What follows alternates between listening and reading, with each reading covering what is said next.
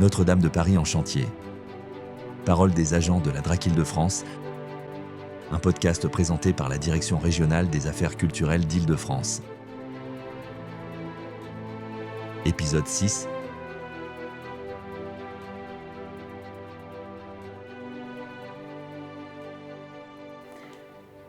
Bonjour Florence Mousset, merci d'avoir accepté notre invitation. Vous êtes responsable des biens archéologiques mobiliers et des dépôts au sein du service régional d'archéologie de la Direction régionale des affaires culturelles d'Île-de-France et vous êtes ici pour nous parler de votre travail sur le chantier de Notre-Dame. Je vous laisse vous présenter à nos auditeurs, nous parler un peu de votre parcours et nous expliquer en quoi consiste votre métier. Donc, je suis titulaire d'un diplôme de 3e cycle en archéologie médiévale, obtenu à l'université de Paris Panthéon-Sorbonne. Et j'ai commencé en fait l'archéologie comme bénévole dès l'âge de 16 ans et comme professionnelle durant mes études universitaires. J'ai commencé comme beaucoup, comme simple fouilleuse, puis je suis devenue, au fil du temps, responsable d'opérations de fouilles. Alors principalement au départ en région parisienne, puis durant une dizaine d'années, j'ai tourné sur toute la France au sein de diverses associations et tout ça en contrat à durée déterminée, puisqu'à l'époque, il y avait très très peu de postes réellement fixes, mais plus pour des chercheurs au CNRS ou des universitaires. Et puis c'était les débuts de l'archéologie professionnelle vraiment en France. Et en 1996, j'ai enfin obtenu un contrat à durée indéterminée avec l'Association pour les fouilles archéologiques nationales, qui est devenue maintenant l'INRAP, qui commence un peu à être connue, l'Institut national de recherche archéologique préventive, donc en 2000, où j'étais gestionnaire des collections, mais en Lorraine. C'est-à-dire que je gérais et je faisais toute la régie de l'ensemble des objets découverts lors des fouilles archéologiques en Lorraine et conservés au sein du Centre de conservation et d'études, et ça jusqu'en 2007. Ensuite, j'ai passé un concours au ministère de la Culture comme technicienne de recherche et j'ai intégré la Direction régionale des affaires culturelles de Lorraine à Metz, où j'ai continué à assurer la régie des biens archéologiques mobiliers, toujours au même centre de conservation et d'études. Donc c'était juste un changement de statut où je suis devenue fonctionnaire. Et en 2016, j'ai passé le concours d'ingénieur d'études et j'ai toujours continué au même endroit à faire les mêmes missions, et ce jusqu'au 15 juillet 2019. Où là, j'ai rejoint donc, le service régional de l'archéologie de l'Île-de-France, où je suis actuellement, avec toujours comme mission principale de gérer tous ces vestiges archéologiques, mais aussi les dépôts de fouilles donc pour l'Île-de-France. Merci Florence Mousset pour toutes ces précisions. Vous avez été amenée donc à travailler sur le chantier de Notre-Dame suite aux incendies du 15 et 16 avril. Est-ce que vous pourriez nous parler de votre rencontre avec Notre-Dame et peut-être nous dire aussi où vous étiez lors de l'incendie et comment vous avez été rattachée à cet événement? Alors pour moi, Notre-Dame, elle fait partie du paysage. Je suis parisienne. Elle a toujours été présente. Alors j'ai visité l'intérieur, mais quand j'étais petite avec mes parents, à une époque où on ne faisait pas la queue pour rentrer. Par contre, au niveau professionnel, j'ai participé durant une journée, lors de mes études à l'université, à une fouille dans le bas-côté de la cathédrale avec un de mes professeurs d'archéologie, et ça c'était dans les années 80. Alors votre deuxième question, lors de l'incendie, j'étais en Lorraine. Je travaillais donc au service régional de l'archéologie, et en rentrant le soir chez moi, j'ai un collègue qui m'a envoyé un message en m'indiquant que Notre-Dame brûlait. J'étais un peu... Qu'est-ce qu'il me raconte? Donc, j'ai allumé la télé. Et en fait, quelques minutes avant qu'on voie la flèche s'effondrer. Et à ce moment-là, j'imaginais pas encore que j'allais avoir à travailler sur ce chantier. À l'époque, effectivement, j'attendais de connaître la date de ma mutation à la DRAC Île-de-France, mais je ne pensais pas qu'il y aurait tout un travail de fouille. Voilà. Donc, eh ben, j'ai pris mon poste en Île-de-France donc, le lundi 15 juillet 2019 à 9 h du matin. Et à 9 h 30, mon nouveau chef de service, Stéphane Deschamps, m'a parlé de mes nouvelles missions et m'a immédiatement informé que j'allais devoir gérer les vestiges de l'incendie de Notre-Dame. Et 3 jours plus tard, il m'a accompagné sur le chantier pour que je puisse me rendre compte de la tâche que j'allais avoir à remplir. Et là, j'ai commencé à me dire que ça allait être énorme. Et donc, à la suite de cet incendie, quelles ont été vos missions et votre rôle en tant qu'agent de la DRAC sur ce chantier Notre-Dame ? Alors, ma première action, ça a été de concevoir une base de données très simple pour enregistrer les vestiges qui étaient triés sur le terrain afin de garder en mémoire leur emplacement d'origine et d'avoir en fait une sorte de traçabilité de tous les mouvements liés à ces vestiges, de leur sortie de l'intérieur de la cathédrale au dépôt de fouilles archéologiques où ils sont actuellement conservés. Donc ces vestiges, ils sont composés des pierres liées principalement à l'effondrement des voûtes, des éléments métalliques, puisqu'il y a beaucoup d'éléments métalliques dans la construction de Notre-Dame, et ce, dès l'origine, pour rigidifier, tenir des éléments. Par exemple, aussi au niveau de la charpente, où il y avait des tiges boulonnées.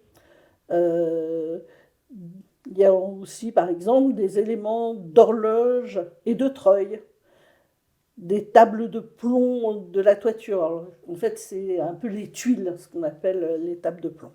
D'éléments de décoration de plomb fondu, mais aussi les boîtes de la charpente qui ne se sont pas totalement consumées.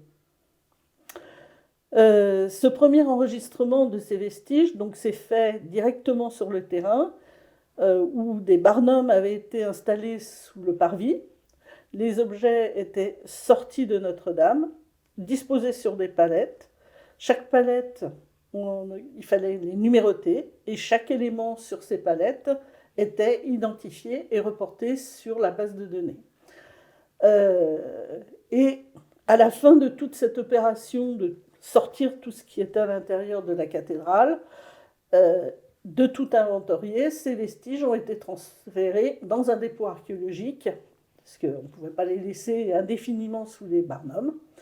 Et donc, à leur arrivée, les palettes dans le dépôt ont été mises sur des racks à palettes par une entreprise ADNE avec qui on travaille et qui notait en fait directement sur des feuilles de papier le numéro de la palette et indiquait pour chacune son emplacement précis dans le dépôt.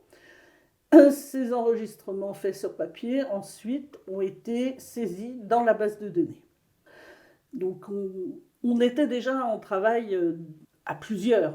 Voilà, il y avait tout ce travail en partenariat avec aussi bien des laboratoires du ministère de la Culture que des entreprises privées qui travaillaient pour l'établissement public et pour Notre-Dame. Et après toute cette phase de saisie, un contrôle dans le dépôt réellement a été effectué pour vérifier s'il n'y avait pas eu des erreurs de saisie, de la dyslexie des personnes, parce que passer sa journée à écrire des numéros, on fait vite des erreurs. Et donc on a fait ce qu'on appelle un récollement. Et ça a été fait avec mes collègues du SRA, où on a, avec l'entreprise qui faisait la manutention, fait descendre chaque palette, vérifier son contenu, le numéro de la palette, et le lieu de son enregistrement, de son rangement plus précisément, et donc de pouvoir vérifier qu'on n'avait pas fait d'erreur dans la saisie, parce que cette base de données, après, permet de retrouver où sont rangés chaque élément. Parce que le but de tout ce travail, c'était de pouvoir donner accès aux chercheurs à ce matériel pour des études sur Notre-Dame. Et entre autres, il y avait le chantier scientifique de Notre-Dame, avec des chercheurs du CNRS, qui sont venus ensuite au dépôt pour pouvoir travailler sur tous les matériaux qu'on avait pu récupérer. Et ça leur a permis de plein d'études scientifiques qui sont toujours en cours. J'ai dans le dépôt accueilli et je continue à accueillir des chercheurs et à leur mettre à disposition tous les vestiges dont ils ont besoin. Et c'est un privilège pour moi de pouvoir échanger avec eux. Parce que j'ai appris beaucoup de choses sur les différents matériaux et je vais continuer à apprendre. Donc ça, c'est une partie d'échange et qui est passionnante. C'est pas juste, on gère du stock. On gère des objets dans un but de recherche scientifique et pour les faire passer aux générations futures, puisque le but étant de les garder. Actuellement, il y a des recherches, mais dans 10, 20, 50, 100 ans, on pourra encore accéder au matériel issu de l'incendie, donc de l'origine aussi, pour certains éléments, de Notre-Dame. Ce qui est complètement dingue. Voilà. De se dire que dans 50 ans, on aura toujours accès à tout ça. Oui, et c'est le but de tout ce travail qui a été fait.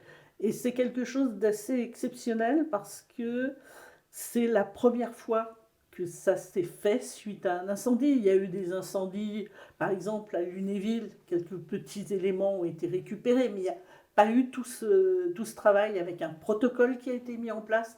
En fait, on a innové tous les jours.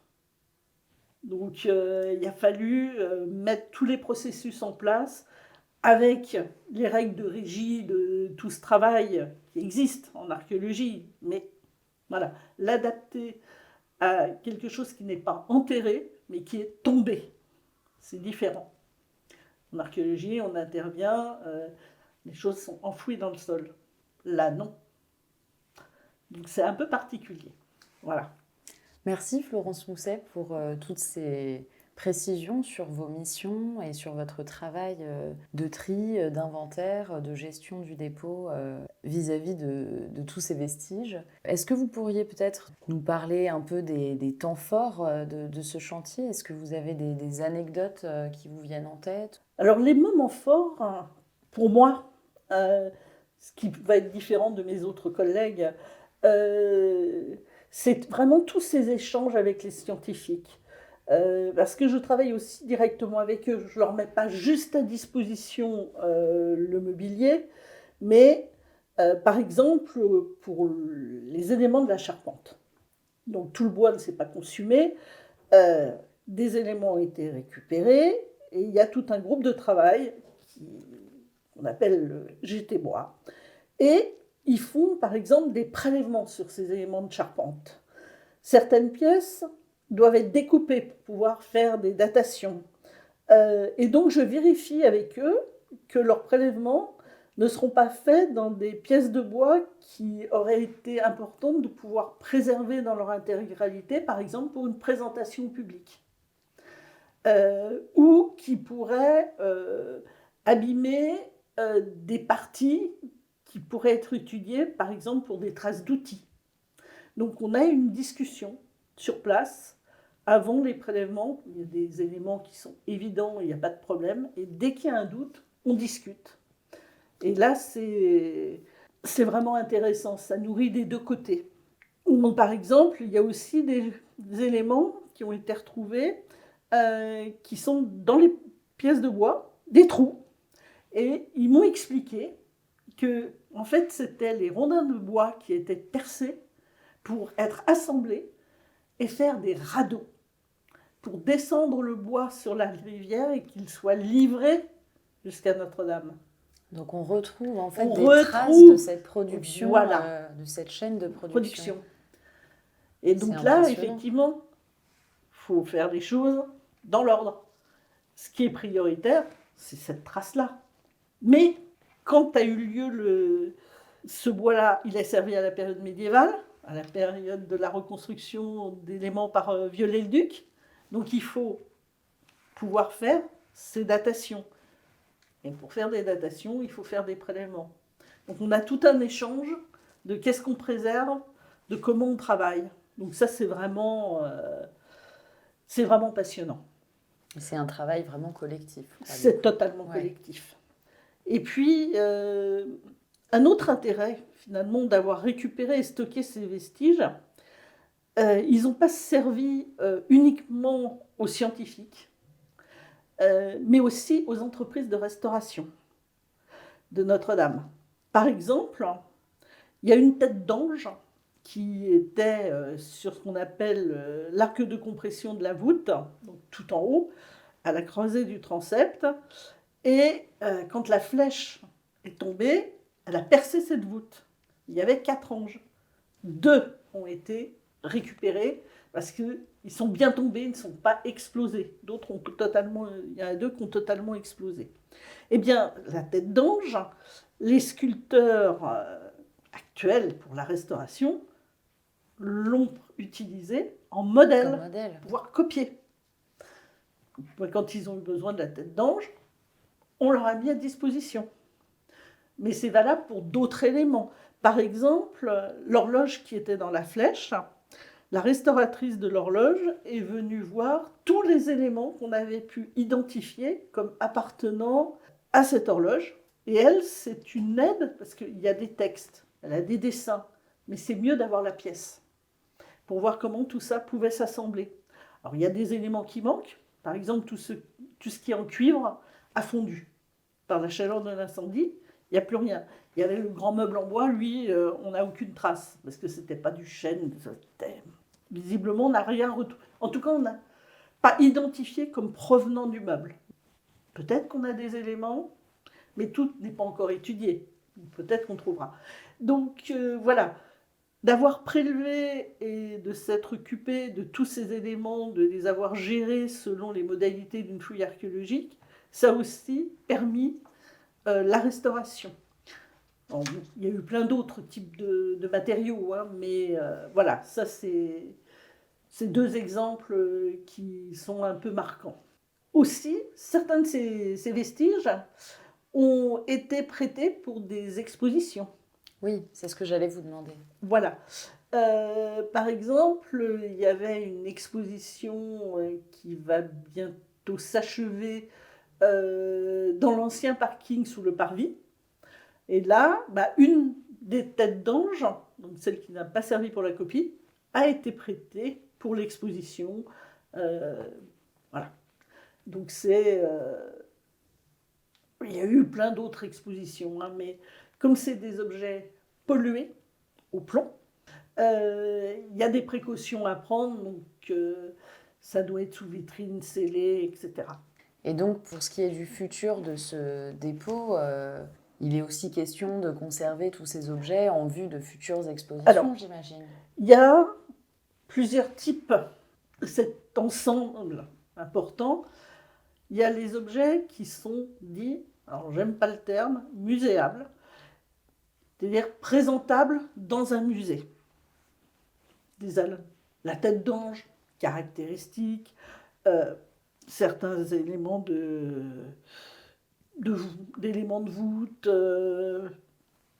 en polychromie. Voilà. Il y a aussi les éléments qui seront pour les études futures. On en parlait tout à l'heure. Donc là, accessible aux chercheurs. Ça ne veut pas dire que les chercheurs n'ont pas le droit d'aller travailler sur ce qui est considéré comme muséable.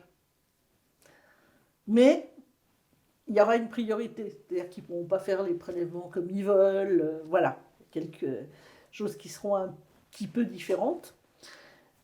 Voilà, il y a vraiment 2 parties dans cette collection. Donc j'imagine que vous êtes amené à travailler encore pendant des années, pendant très longtemps, sur tous ces objets du dépôt.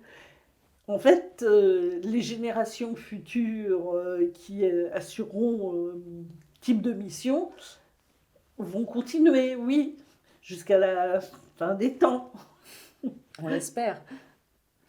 Oui, on va espérer qu'il n'y ait pas une autre catastrophe, mais enfin, bon, les pierres, ça ne brûlera pas, le bois, il est déjà bien consumé. Attends, je plaisante, mais oui, c'est fait pour être conservé définitivement. Parce qu'en plus, ils ont un statut particulier, ces objets. Ils proviennent d'une cathédrale qui est classée monument historique. Ce sont donc des monuments historiques par définition. Et ils sont aussi un autre type de classement qui est au titre des biens archéologiques mobiliers en application du Code du patrimoine. Donc ils sont vraiment protégés. On peut les étudier, on peut faire des prélèvements, mais ils appartiennent à l'État français. À ce titre, ils sont inaliénables. Ils peuvent pas être vendus, ils peuvent pas... Voilà. Leur conservation est garantie, donc Voilà. a priori, il n'y a pas de raison que... Sauf catastrophe dans le lieu où ils seraient conservés, on n'est jamais à l'abri de rien. Et on ne le souhaite pas. Voilà, personne n'imaginait que Notre-Dame brûlerait, donc, et on pensait qu'elle durerait encore des centaines et des centaines d'années. Voilà, mais il n'y a aucune raison, et en plus maintenant on prend des précautions, donc non, et ils sont faits pour être transmis aux générations futures de chercheurs, mais aussi du grand public. Et pour revenir donc sur ce chantier qui vous a occupé pendant plusieurs années et qui vous occupera encore pendant très longtemps, peut-être qu'on pourrait revenir sur vos meilleurs ou vos pires souvenirs sur ce chantier Notre-Dame. Oui, on va commencer par un des meilleurs souvenirs, on va dire. Eh bien, c'est le jour où l'un des chercheurs du groupe Bois m'a appelé en me disant « Ah, je t'envoie une photo. Regarde. » Moi, je regarde la photo, je vois un bout... Moi, ça avait l'air d'être un bout de bois, puis bon, gros bois. Puis je vois 2 lettres, N et D. Bon. Il me dit, tu verras, comme tu viens demain, tu me fais penser à te remontrer. Non. Donc le lendemain, j'arrive sur le site et il me montre le bout de bois. Et en fait, c'était une marque qui avait été faite dans la poutre, taillée brute finalement presque. Et ND était pour indiquer que c'était à destination de Notre-Dame. C'était donc, quand elle a été taillée, les charpentiers savaient déjà, enfin, ceux qui avaient travaillé dessus, qu'elle était destinée à Notre-Dame, mais son emplacement n'était pas encore forcément défini. Et ça, moi, ça m'a marqué. C'est vraiment, je ne sais pas, c'est un des bons souvenirs quand ils m'ont annoncé ça et qu'ils me l'ont montré, bien évidemment. Parce que c'est tout petit. Ça fait, la marque, elle fait 3 cm. Ah oui, voilà. Comme quoi on retrouve vraiment des indices un peu partout cachés. Voilà. Bien que, que ces bois ont été brûlés, oui, se sont consumés. Et en fait, cette poutre, le hasard a fait qu'elle est tombée sur les voûtes à un endroit où elle n'était évidemment pas percée. Et cette face-là a été protégée de l'incendie. Donc voilà, oui, pour moi, c'est un des meilleurs souvenirs. Alors, je ne parlerai pas, moi, de pires souvenirs, mais de moments difficiles. Et qui continuent actuellement. C'est de travailler dans le dépôt avec le masque à respiration assistée, avec son moteur que l'on porte autour de la taille et qui pèse plusieurs kilos. Durant toute la vacation de 2 heures consécutives, lorsque je suis dans le dépôt. Car tous les vestiges sont pollués au plomb et on doit se protéger donc en permanence lorsqu'on manipule le moindre vestige. C'est aussi pour ça que c'est un peu compliqué de pouvoir les présenter. Tout ce travail se fait en protection du personnel. On a des équipements, des combinaisons jetables, on prend des douches en sortant. Voilà. Oui, vous avez un matériel très lourd et un protocole qui est très pénible. Il faut le rappeler voilà, aussi. Oui, c'est ça. Vrai. Et on pourrait penser que bon, voilà, les objets sont arrivés dans le dépôt, oui, mais ils sont toujours pollués. Le bois, on ne pourra jamais le dépolluer, puisque les charbons sont imbibés et imprégnés. Et dès qu'on on bouge le moindre morceau de bois, il y a toujours des petites poussières de charbon qui tombent. Dans la pierre, c'est rentré en profondeur. On peut nettoyer la surface, mais on ne nettoiera jamais l'intérieur. Et le métal, c'est guère mieux. Donc oui, et ça, c'est quand j'aurai fini de travailler sur les vestiges de Notre-Dame, c'est-à-dire une fois que je serai à la retraite, c'est un des souvenirs difficiles qui me restera, oui. Qui vous marquera. Oui, puis bon, on avait la même chose sur le chantier. Hein, oui, donc, j'imagine bien. Voilà. Oui, oui. Donc moi, Notre-Dame s'est associée à cette protection qu'on doit avoir en permanence. Voilà. Donc ça, c'est un peu compliqué. Et il y a des conditions de travail donc, qui sont quand même assez particulières et difficiles aussi, il faut le rappeler. Oui. Voilà. Et alors, pour finir sur quelque chose de peut-être plus positif, est-ce que vous auriez une anecdote à nous partager Oui, je peux vous partager une anecdote. Donc, lorsqu'on a fait avec mes collègues le récollement dans le dépôt, dont je parlais tout à l'heure, hein, de vérifier que toutes les palettes avaient le bon numéro à leur bon emplacement, moi j'étais assise dans le dépôt, devant l'ordinateur portable, assise sur une chaise, l'ordinateur posé sur des caisses, mais je ne pouvais pas bouger tout le temps.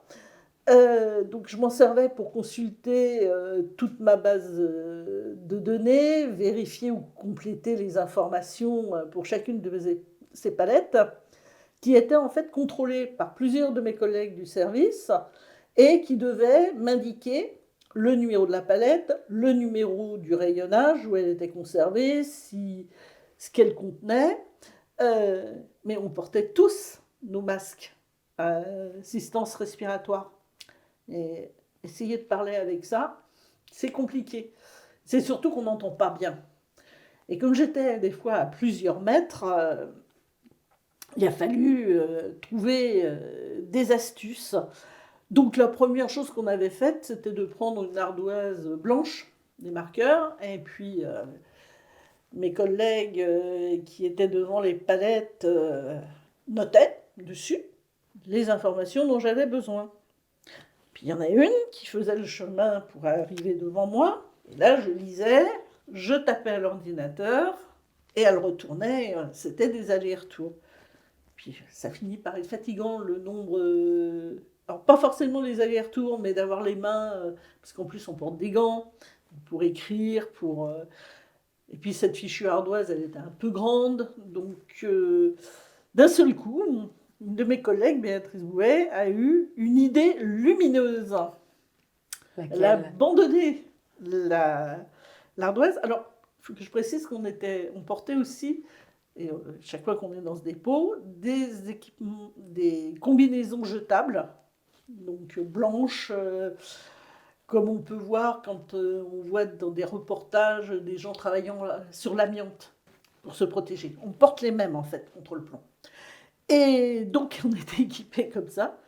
Elle a pris le marqueur qui servait pour l'ardoise et elle a écrit sur sa manche le numéro, toutes les informations. Puis elle arrive et puis elle me le montre. C'était pratique. Hop. Et puis elle faisait plus que les allers-retours, les mains vides. À la fin, donc les manches ils sont passées, les jambes de pantalon, le buste. À la fin de l'après-midi, il ne restait plus un coin de libre sur sa combinaison blanche qui était devenue une grande feuille de brouillon couverte d'écriture. Un tableau collectif. Malheureusement, on ne pouvait pas la garder. C'est dommage. On y a pensé, mais elle était polluée. Oui. Donc il a fallu la mettre à l'élimination avec le reste des EPI pollués. Eh bien, merci beaucoup Florence Mousset pour cette dernière anecdote et puis merci de nous avoir parlé de votre métier, de vos missions. Je suis sûre que les auditeurs pourront maintenant mieux comprendre votre métier et les missions qui ont pu être menées par la DRAC sur ce chantier de Notre-Dame. Notre-Dame de Paris en chantier. Parole des agents de la DRAC Île-de-France. Un podcast présenté par la Direction régionale des affaires culturelles d'Île-de-France.